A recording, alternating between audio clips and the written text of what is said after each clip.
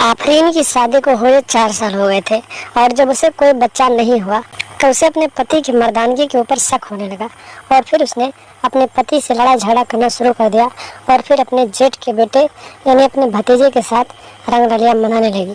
नमस्कार दोस्तों, स्वागत है आप सभी का हमारे एशियन क्राइम अफेयर चैनल में। दोस्तों, एशियन क्राइम अफेयर चैनल को आप सभी लोग सब्सक्राइब कीजिए, वीडियो को लाइक कीजिए, वीडियो को ढेर सारा शेयर भी कीजिए। दोस्तों, रिश्तों को शर्मसार कर देने वाली ये कहानी उत्तर प्रदेश के बलिया जिले से आई है, जहाँ पर एक आफरीन नाम की बेहद ही खूबसूरत लड़की रहती थी और जब आफरीन ने जवानी की दहलीज पे कदम रखा तो उसकी माँ ने उसकी शादी कर दी।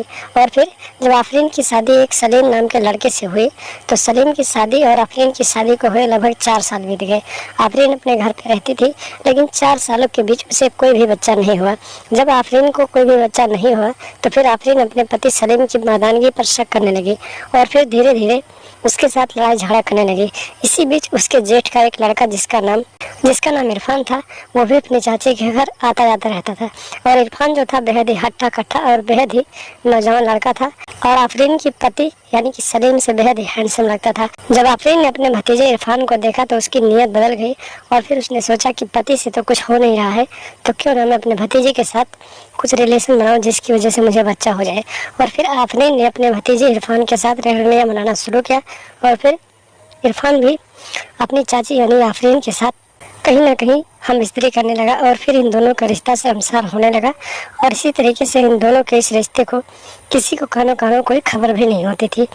आफरीन का पति सलीम ठेला लगाता था, सब्जी बेचता था। एक दिन की बात है, जब सलीम ठेला लेकर सुबह के 10 बजे सब्जी बेचने के लिए घर से निकला तो फिर आफरीन ने अपने भतीजे इरफान को फ़ोन किया और फिर अपने घर बुला लिया और फिर दिन के दोपहर में ही अपने भतीजे के साथ नाजायज रिश्ते बनाने लगी।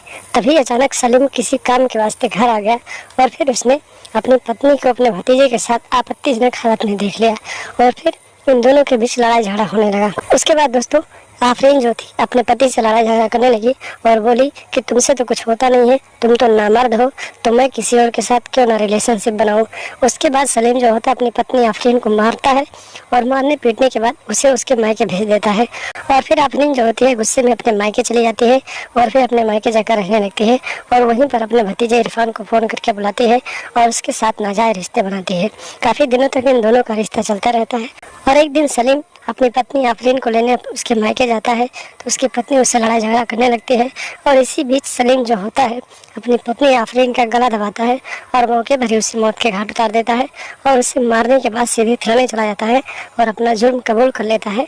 और फिर पुलिस जो होती है आफरीन की लाश को कब्जे में लेकर पोस्टमार्टम के लिए भेज देती है और सलीम के हाथों में हथकड़ी डालकर पत्नी की हत्या के रूप में आगे की कार्रवाई के लिए जेल में डाल देते हैं। तो दोस्तों सावधान है, सतर्क रहे, क्योंकि ऐसी स्थिति आपके साथ भी हो सकती है। तो आप लोग भी अपने रिश्तों को बचाएं और रिश्तों को शर्मसार ना करें ताकि आप भी सलाखों के पीछे चले जाएं या आपकी ज़िंदगी भी इस दुनिया से चली जाए। तो दोस्तों सावधान रहें, सतर्क रहें और लगातार हमारे साथ बने रहें। हमारे चैनल को सब्सक्राइब कर लें और हमेशा देखते रहें एशियन क्राइम अफेयर।